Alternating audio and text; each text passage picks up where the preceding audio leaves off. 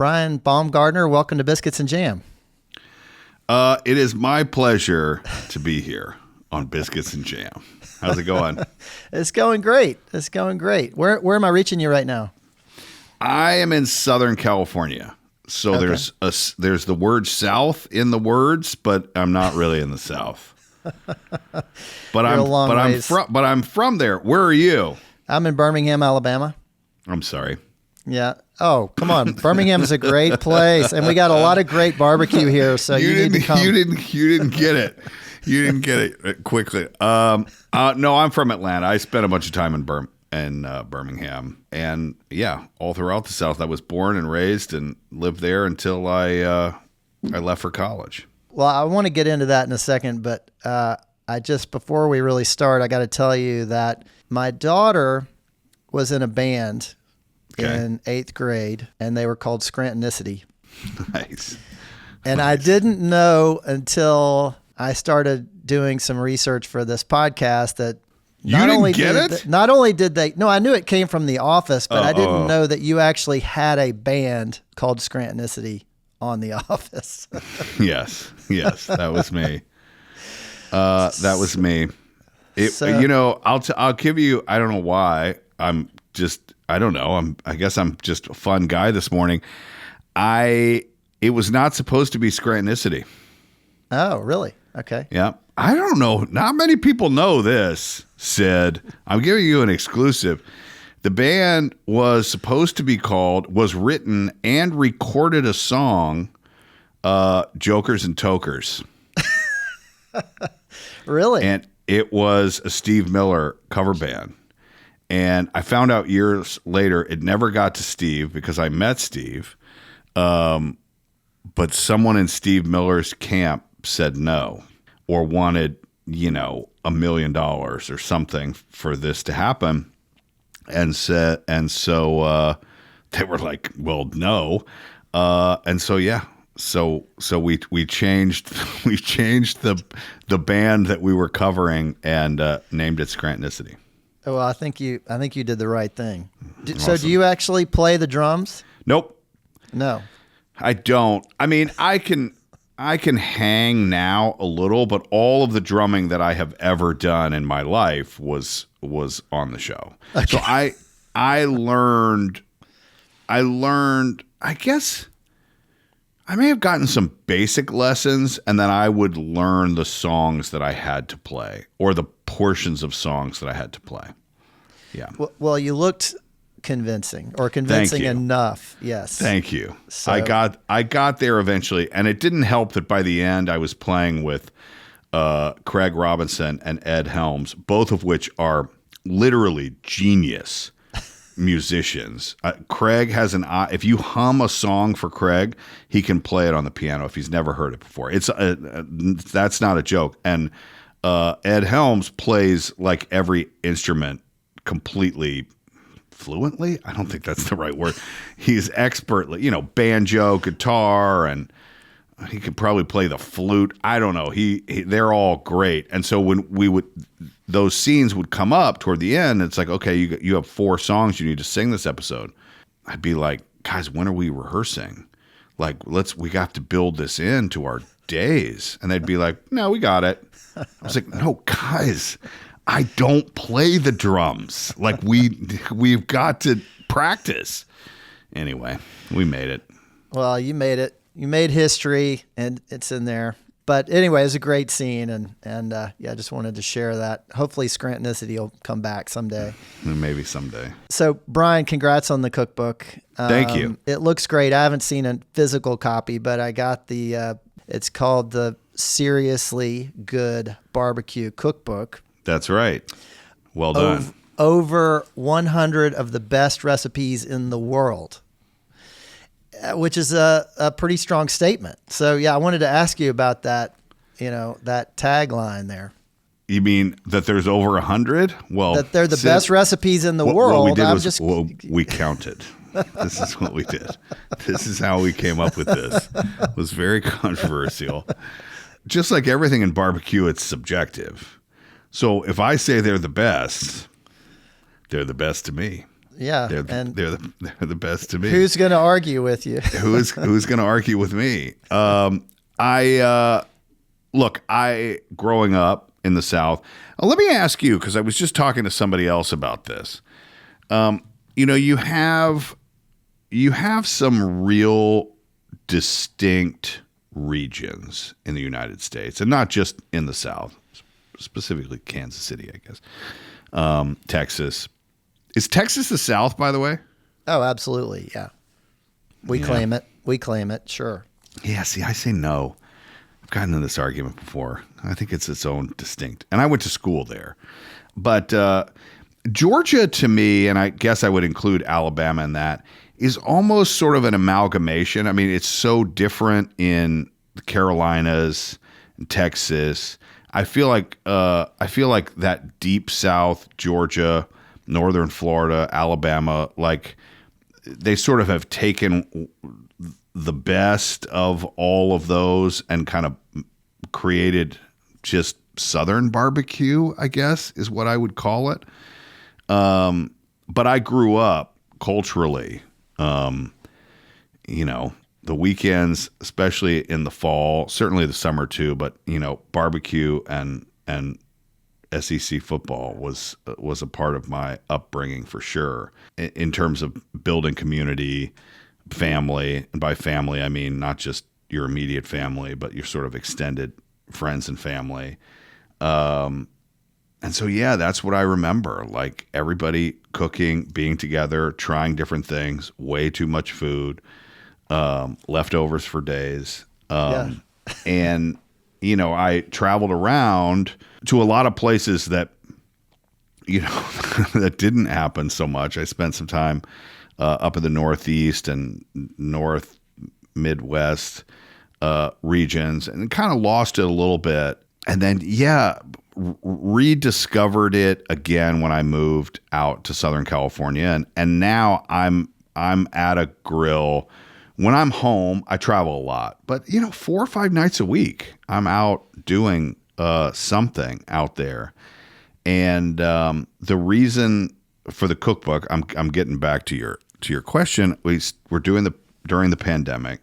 I hadn't visited my folks and had an opportunity to go to Nashville for work. I had to go. And I was like, okay, well, if I'm going that far, I'm going to go see my folks. And at the time, there was this. And were they in South Carolina? They are in South Carolina. Yeah. Yeah. And at the time, this was during the pandemic, when everyone was stuck at home and you were trying to watch anything you could find to watch on television. And a lot of people were watching The Office, obviously. I found this Netflix docuseries, which I should have done my research. There's only like 4 or 6 episodes of it, and it's about barbecue masters, I guess, from around the world. And one of them was Rodney Scott and his barbecue joint in Charleston. Yeah. So I was alone.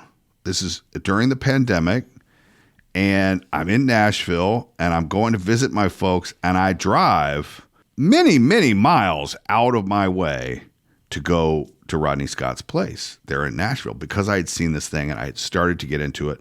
And I think that my sort of love of cooking and how important it is for me and like my spirit, my soul, to have an activity that I do that makes everything else go away. And for me, being at a grill is that time where I sort of clear my mind and try to accomplish sometimes not so simple task of making good food. And I think that was sort of the first idea of this, which is like, let's find guys like Rodney Scott and get great recipes from him and other people that I have met and my own recipes and things that I've tried over the years and some celebrity chefs and other restaurants. And let's put a collection together and let's talk some barbecue. And more importantly, eat some barbecue. Well, I love that this is kind of like a community cookbook. Yeah. And it's like, and and I guess that's where the, best recipes in the world comes from. But you reached out to all these people and you kind of collected great barbecue recipes from across a broad spectrum, all different kinds of people. And then you got them all together, and you spent a lot of time in the backyard actually kind of cooking your way through them, right? Yeah. I'll tell you another story, which I didn't include it because it's a cool story. But it's a real story. One of my closest friends now, his name is John Mardikian. He's my buddy. We live here. Well, his father is a guy by the name of George Mardikian. George Mardikian was a chef in San Francisco. George Mardikian was an advisor to at the time, to Eisenhower, who was the head of the Allied forces, and advised him about nutrition and food and how important that is to the soldiers. Then met with Eisenhower when he became president, which I learned recently it was a way less impressive job actually than being head of the Allied forces, but that's for another day. Anyway, George's son, is a chef as well, and he makes this incredible, he's calling them San Francisco ribs, but it's basically like Korean influenced San Francisco rib bao bun thing. And it's like when we eat a lot of meals on Sundays together, and when it's at his house, I'm like, you gotta make the Korean rib thing, right? And so again, it's like that. It's a great story. His grandfather, very influential for food and culture of the United States, being an Armenian immigrant when he came in, and now I wanted to share that recipe through his grandfather, through him, to the world. So yeah, it's stories like that. That's so cool. I mean, it's the stories that really make it, right? I mean, it actually makes it taste better sometimes when there's a great story behind it. That's right. Yeah. Well, so speaking of influences, tell me about, kind of growing up in Atlanta and, some of the cooking influences on you. I mean, who was the big cook in your house, and what was happening in the kitchen? It's interesting. I'm not sure if you've heard or not, but there was an incident with me and chili. I have. I was going to ask you about that. Some years ago. And so people think of me in that way now. The truth was I never made chili in my life before that unfortunate incident happened. Now I do make it all the time. But barbecue was really my first love. And, as a family, I would say growing up, we didn't do it a ton, but as a community, as a larger family and friends, we did it quite a lot. And my memory of, either, the backyard with everybody, all the kids running around in the yards, in the woods, while the grown-ups, I'm sure, drank too much, drank cocktails, and made food. But also, I traveled to the University of Georgia football games. There was always a barbecue going there, which that community is just like at other places in the South, very large. And again, there's something I think that I loved about it, even as a kid, and not even really understanding that whole, the idea of everyone is welcome, the idea of, hey, come and try this, I think you almost take it for granted. And as I've traveled so much around the country, that's not something that you say to strangers, like, hey, come here and try this food.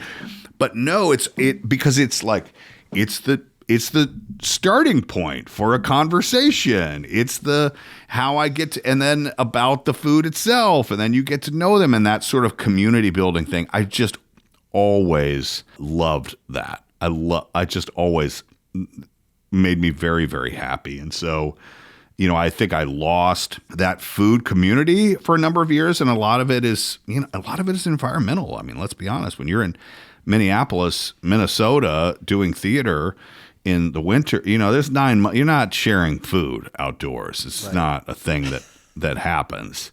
And so, it was lost for a while, but rekindling it now and being into it now. Have you ever done a whole hog? I have, yeah. Yeah, that's not I haven't done that. Not by myself. I mean, not by yourself. It was a group activity, but we did one actually a few years ago at a neighbor's house. Okay. And it was great. It came out well enough. Everybody loved it. I think, objectively speaking, was it fantastic whole hog barbecue? No, it was not. But but we had a great time. Right. Okay. That's fair enough. I like trying things. I really do like. I haven't done that. Or I was telling someone else recently, was around a whole roasted goat. Haven't done that personally either. Don't know that I ever will do that, but was around it recently. But other than that, I like trying new things, new technique. I do a lot of switching between direct and indirect heat. I feel like I've got a little bit of some magic in my tongs there in terms of when we go where. And I'm pretty proud of that. But again, it's a feeling out process. And the other thing I will say is that, and I think in some ways, if I'm honest, and would it have been different in Texas or the Carolinas or something? I think that when I was a kid, the thing that was like the food was always great. It's great. It was great. But I don't know. I think there maybe was like a little too much sauce. Maybe. Probably. Like maybe just a little too much like drowning whatever we were making in a sauce that was maybe tasted good. And so I really, I've never said this before. I think that there is actually a California influence for me in this. Not that it's uniquely Californian, but there's a chef by the name of Alice Waters. Oh, sure. And, I definitely, because, look, it's like green beans in the South. It's like, how long can we cook them and how much fatty ham can we shove in there with it? And Alice Waters, if you don't know, is sort of I guess like the pioneer of what we would refer to as like California cuisine, which is essentially amazing ingredients cooked not a lot, and that the ingredients are the stars of the show. That you don't cook a Brussels sprout beyond recognition, or green beans, or sorry, Mom, about the green beans. That you don't do that, but also about the meat. This is a discovery I'm kind of having right now, by the way. I'm not joking. And so for me, when I started again, really sort of grilling again and barbecuing again, for me, it was about, and I talk about this in the book, but like where the influence came from. It was really about the meat, to buy high quality meat and to not mess with it. Like for me, you give me a steak, it's salt and pepper, and that is it. There's nothing else on there. Certainly no marinade, and not a sauce for dipping, because the truth is you don't need it if you have a good piece of meat. And if you cook it right. Yeah. And if you cook it right. Well, yes, that too. And so I think for me in barbecue, that would be my influence. Not that there's not sauce. There's, of course, sauce and rubs and all of that stuff when you're slow cooking. And part of it is the types of meat that we're talking about. It sort of calls for that. But I still think that the meat is the star of the show and should be. And so I think still buying high quality products that actually taste good on their own is very very important. And so I actually think that is a newer idea for me, as opposed to like, where did you get your influences when you were a kid? I think that came to me later on and was really a combination of a bunch of different food categories. Yeah. So you take this trip to South Carolina, which is, Nashville to Charleston is a long drive. So not close. Not close. I mean, probably 12 hours or so, maybe 10, I don't know. But you make the drive and you go and you eat at Rodney Scott's. And you've been thinking about this and hearing about it. I mean, how was that experience of that meal that you had, or maybe it was a couple of meals? Did it measure up? Yeah, yes, first off. But again, they were cooking a whole hog out back at the time. Now, obviously, they're not doing that every minute. But when I was there, they were doing it. And so again, it's like, does the story make the food taste better? I don't know. But kind of being able to watch that happen. And of course, I didn't care. I walked over and, was talking to a couple of the guys about it and what they were doing. And that made it a lot of fun. It was the experience of dining I was cheated on. And I do want to go back because it was COVID. I mean, they were open, but it wasn't open in the same way as I imagine that it would have been. Well, right. And yeah, I think you mentioned this in the book. You were sitting there and you got a mask on, and yeah, not ideal conditions for a great, barbecue correct. meal. Yeah. Yeah. But I was able to experience it and see it up close. They were very friendly and willing to talk about sort of what they were doing and how often they do it and some of their techniques and stuff. And that stuff is just fascinating to me. So the short answer is yes and no, because I do think the communal aspect of food, but specifically barbecue, is important. And I was alone, I was literally alone and sort of sitting alone by myself, which is not really, I way over ordered, like intentionally, because I wanted to try different stuff and was like, I'm here, I might as well. But yeah, what I like is like, try again, like, try this, which that was not able to be achieved. Yeah. Let me ask you a personal question about cooking barbecue and cooking in general, kind of what it means to you. I mean, you've had an incredible acting career, and you clearly you've had great success with that, something that you love, and there's a kind of, there's a huge creative component to that. It's an outlet for you.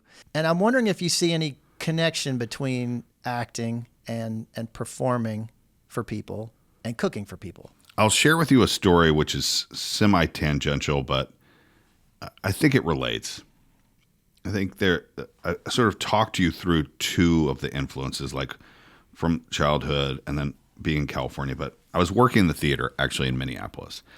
And I was working for, this has nothing to do with barbecue, by the way. I was working for a company that Theatre de la Junelune, which was people who half from France, half from the United States. We were working together, and the artistic director, his name is Dominique Serron. We became very close, and we would have rehearsals. It would be rehearsals during the day, take like, I think it was something crazy. It was like a 2 or 2.5 hour dinner, and then come back and rehearse at night. He would cook every single night during that time. He would, elaborate, like French meals, which I had zero experience at the time. I'm from Atlanta. Paella, I didn't know what that was until that moment.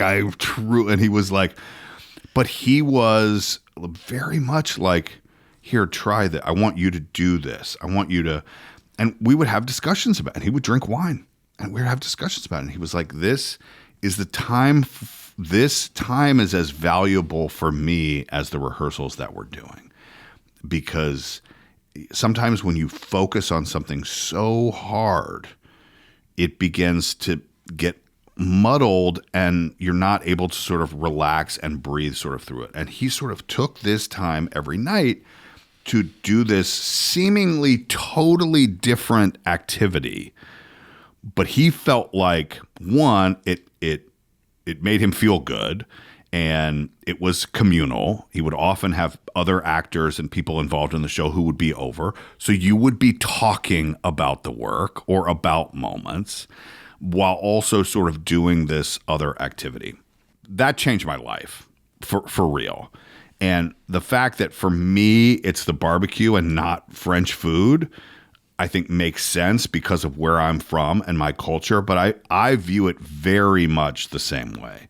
Like, I feel like, one, I love to have people over. I love to do it for and with people because I love that sense of community. But also for me, I don't know, like, healing sounds cheesy, but to put myself into something else besides writing or podcasting or acting or whatever the activity of the week is that I'm doing, or the day is, I feel like it gives me a lot, even when I'm not doing it for 10 or 15 people.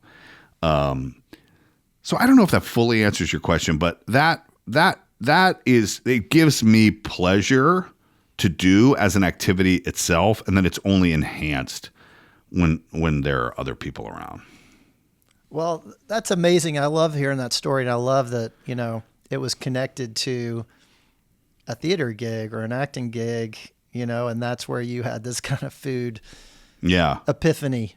Yeah. Well, and I think in art, really now I'm sort of re-remembering your question, framing it that way. Yeah. I think that time is very important, and the idea of, and it is sort of like food, something that you can't rush in a way. And I think, again, that the story that I told, there was a lot of great work and discovery that happened with this sort of like time to breathe.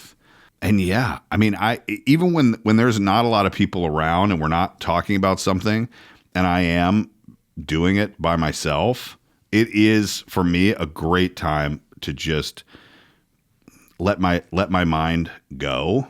And I always have my phone. I try not to be like on my phone, but I will take notes about other things as something occurs to me as I'm cooking. So that may be more connected to the idea you were asking. But yeah, that definitely happens.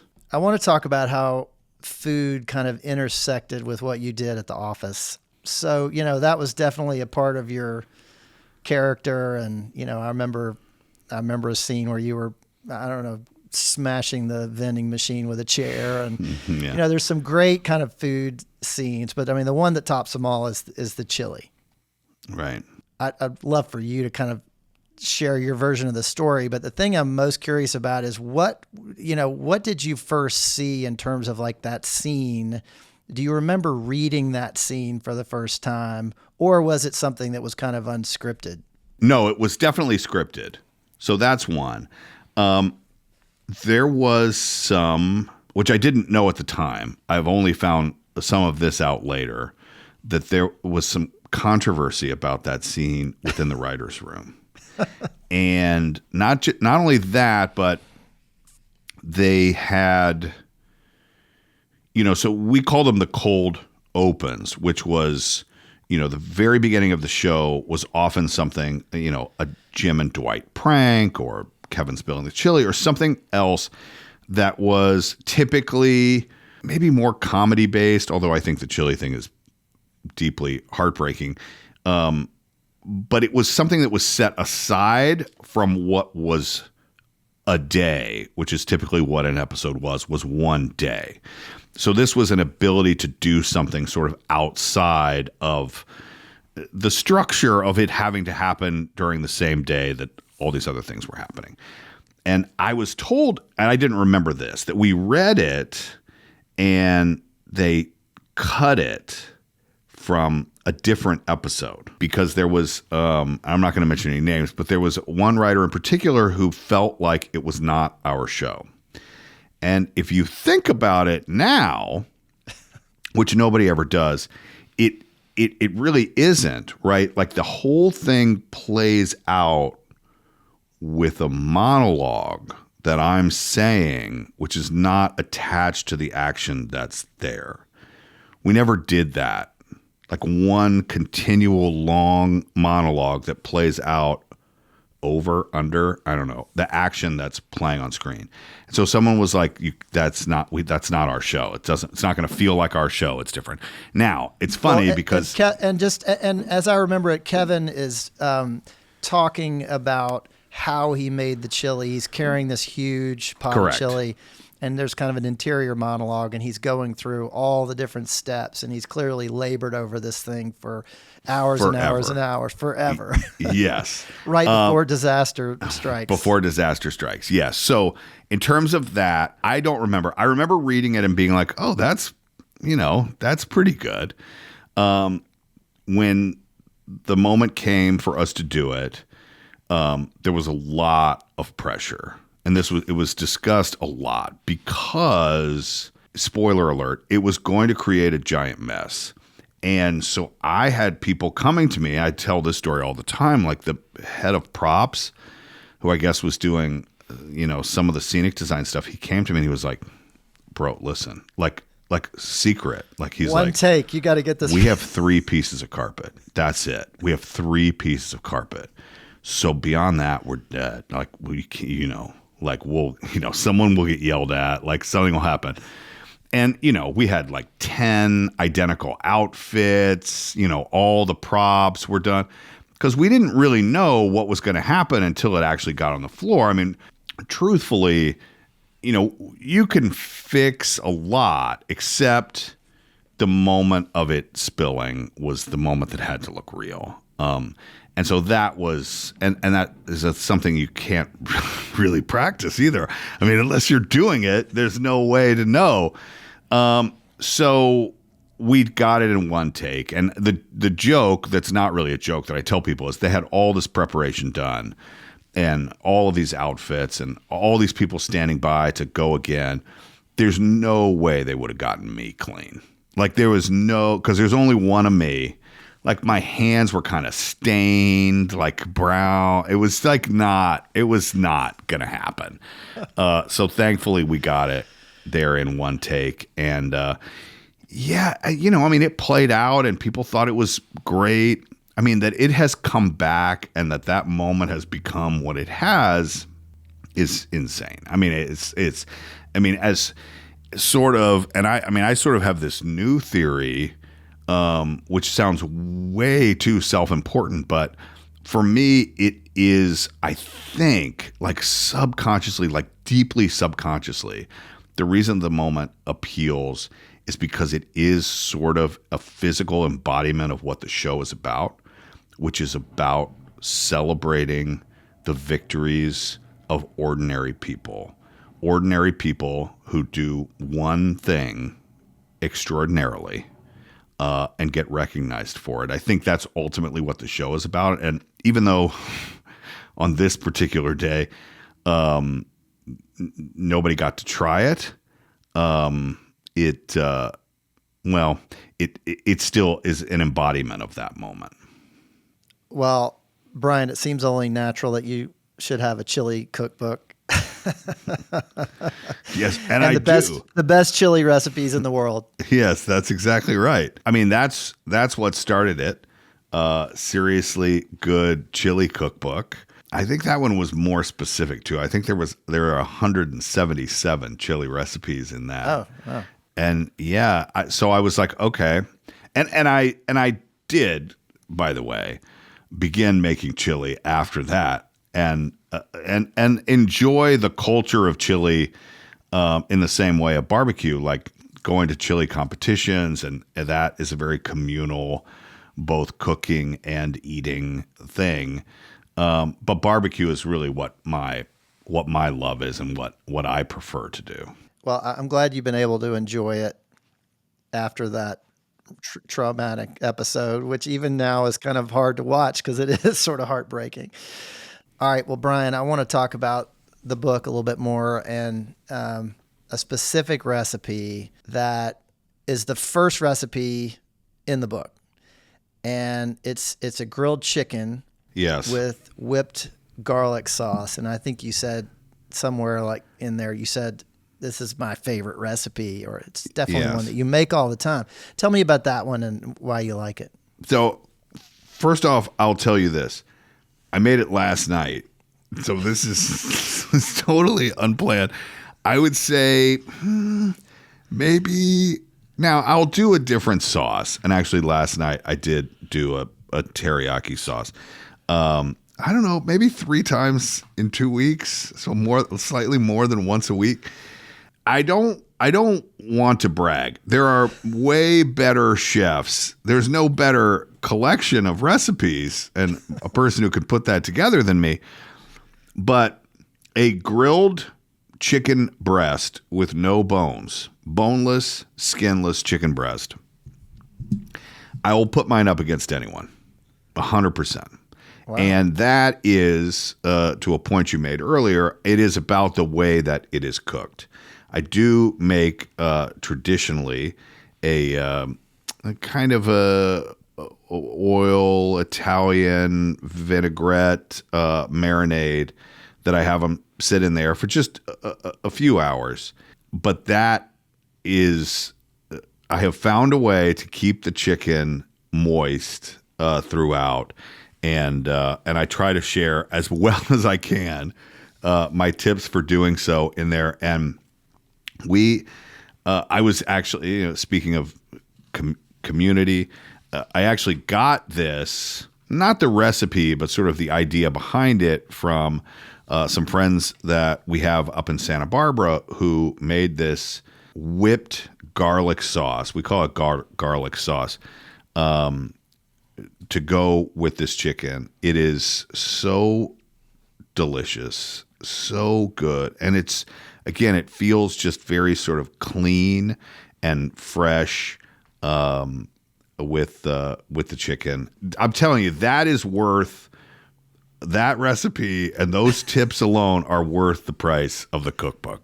I'll stake my claim on that. What do you like to make it with? Like, what do you mean? Well, like sides. What do you? Typically a rice and broccoli. Okay, just keep it simple. Keep it very simple. Last night we did roast up, I think they're the Japanese sweet potatoes, the ones that are white inside. Delicious. And but yeah, big broccoli. A lot of broccoli. I don't know why. And there's no reference to the show there either. But yeah, big broccoli house. Keep it simple there as well. Little oil, little butter, little salt and pepper. And don't overcook it. Don't overcook it. No, keep it very, very clean. Well, Brian, let's talk tailgating for a second. So you're a huge sports fan. Mm-hmm. Always have been. You interview a lot of athletes on your podcast. You were interested in sports as a kid. So when you're having people over to watch a game, first of all, what's the game? I mean, what's the team? Is it Georgia? Or could it be anything? I went to SMU in Dallas. Hail to the red and the blue, the Mustangs of SMU. The football department has turned it around a bit. I'm looking for big things. Now they're joining the ACC. But yeah, my childhood love and who I went watched from when I was a kid was Georgia football. I mean, that was probably my first love, more so than professional football. Granted, they were better than the Falcons were at the time too. I'm sure as a young child that had a part to do with it. So yes, do spend a number of Saturdays watching that. That is a must. But now I would say more than anything, and particularly actually for like, feels like there's always sort of activities and stuff to do on Saturdays with the kids and stuff. But Sundays for football are for daddy's friends and cooking something up.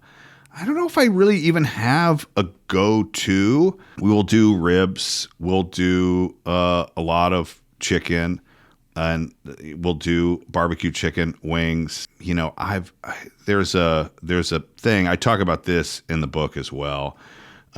Near where I live, it's the little town area. It's called Cardiff by the sea, and there's a little market on the beach there called Seaside Market, and they make this burgundy pepper tri-tip, and they call it Cardiff Crack because it is so addicting. And so we do quite a bit of that for gatherings because, you know, tri-tips are pretty large and you can slice it up and make sides and have that. That's probably like, especially if we're having respectable people over, the Cardiff Crack on a Sunday is pretty good. It's hard to beat. Yeah. What do you ever do those burnt ends? You know, there's a number of recipes for burnt ends in the book, and they look really good and really kind of shareable and totally fun. Yeah. And I love that too. I mean, the shareable portion, either the burnt ends or like I'm talking about with the tri-tip, where, you know, you can slice it up and not have like your own thing. We don't do a whole lot of this is your own thing here at the house. This is your chicken. No, it's our chicken. And then let's make some tri-tip too. Yeah. Well, Brian, what's next for you on the acting front?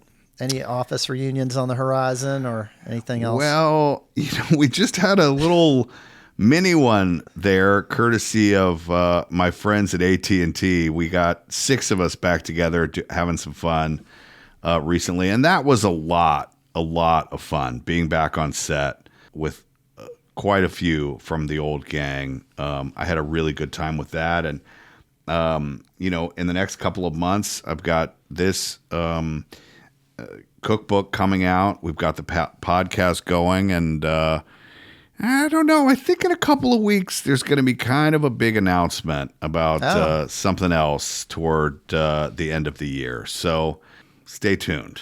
Well, we will stay tuned. And, you know, I don't know if y'all ever intended this, but when you were making the show, but, you know, I mentioned my daughter at the top of the episode, and, you know, she's 17 now, but this was probably 5 or 6 years ago. And she created this entire wall in her bedroom. It's about 8 feet by 8 feet.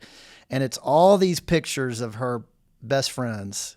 And then scattered throughout are pictures of everyone from The Office. Oh, that's great.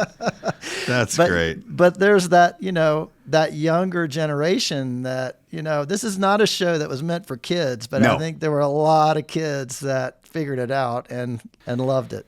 No. Well, look, I had a whole podcast series, an oral history of The Office, where we talked about that and the success of the show. And ultimately, I think there's a number of reasons why the show is continuing to live on. But what you're talking about there with your daughter is, I think, the biggest, which was we were making a show for people who worked in offices and hoping that if a small percentage of those people could relate or find the show funny, we would have an audience, right? Like that's literally what we were doing. But the correlation between that and an unreasonable boss making his employees do unreasonable things while being stuck together with these people you don't choose to be with, the correlation between that and an unreasonable teacher and school an unreasonable teacher making their students do unreasonable things while being stuck in a classroom next to people they don't choose to be with, and the collection of characters that are similar. That just resonated in a way that we were truly not aware of the impact that it would make. And yeah, I mean, I was talking to somebody earlier. It's kind of I think your daughter was young, by the way, but I think by 15, 16, at this point, like culturally, it's kind of required viewing.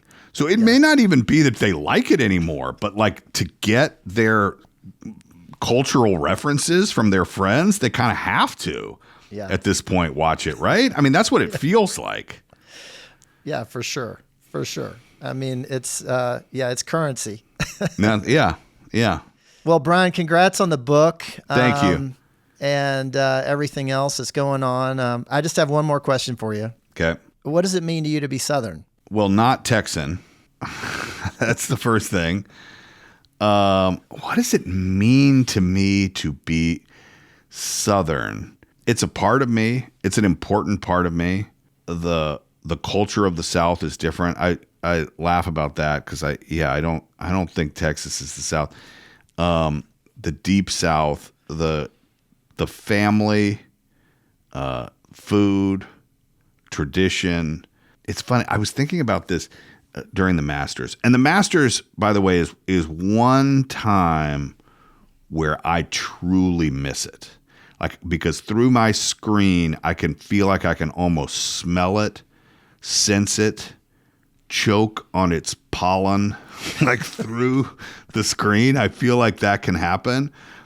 We had tons of azaleas in my yard growing up too. So I think it feels that way to me. I spend most of the year not missing it. I'm very happy where I am. By the way, Southern California doesn't get much better than that. But whenever I'm there, I'm sad to leave. Yeah, because of that culture of really family and inclusion and community. It's why I love going back and have had the opportunity over the last few years to go back to an SEC game because I love being there and experiencing that. And I'm always back in the summer barbecuing just about every night for my family and extension of friends down in South Carolina. So yeah, I'm proud of where I'm from and always love coming home. Sounds almost like a physical connection for you, Brian. Yeah. Yeah. It is. And I'm being honest too, right? Yeah. Like I am very, by the way, if you guys have never been in the San Diego area, let me just tell you, it's only bad if you don't like perfect. And so it's not like I'm like, oh, I miss Atlanta or, oh, I miss, Georgia or anywhere else. But yeah, the mass, when I see it on TV, it looks real pretty on TV, and it brings me back for sure. Well, Brian, congrats again on the book and everything else. And thanks so much for being on Biscuits and Jam. Thanks, Sid. Biscuits and Jam, by the way, fantastic name for a podcast. That you can feel, too. You can feel and you can smell it. I love it. I wish I was having some. Well, come back sometime and we'll talk more biscuits next time. All right. Perfect. Thank you.